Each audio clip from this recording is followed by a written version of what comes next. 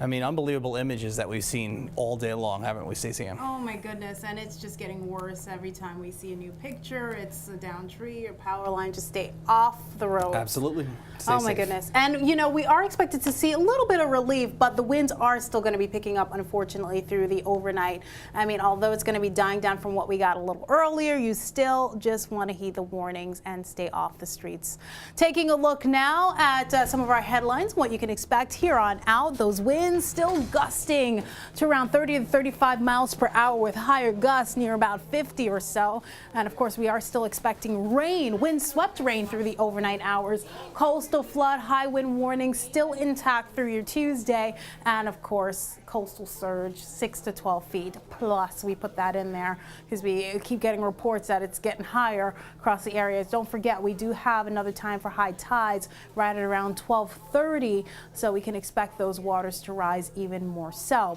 Now, as we've been mentioning, what's left from Sandy now, a post-tropical storm now driven by the difference in temperatures, now sort of an area of low pressure, if you will. It's kind of actually behaving like a nor'easter. As you can see, those winds are still definitely whipping, and of course that counterclockwise flow still bringing along lots of rain across much of the western sections, western New York, western Pennsylvania, down and toward DC, and of course snow in the higher elevations out in the Appalachians, western Virginia. I'm sure we're going to see record snowfall there.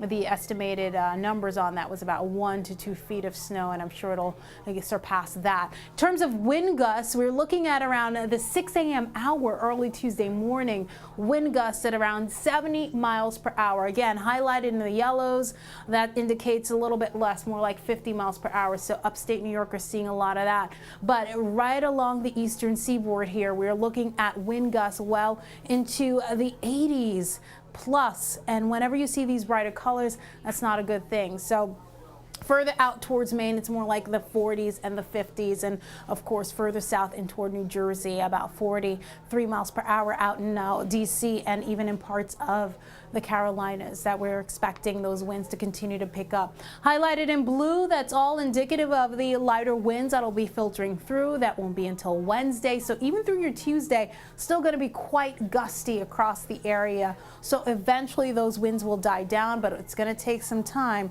Overnight temperatures right down to your neighborhood, 59 out in Kingsbridge, 60 in Soundview, 56 out in Throgsec. And remember, the rain will still be continuing through the overnight, and then spotty showers, some light showers around the area early Tuesday morning, and even throughout the day. It'll take some time for what's left over to kind of clear on out. So again, temperatures in the 60s, but we'll gradually see those temperatures decline throughout the remainder of your 7 days. As far as Halloween is concerned, we'll see things clear out, but we're going to be dealing with the aftermath.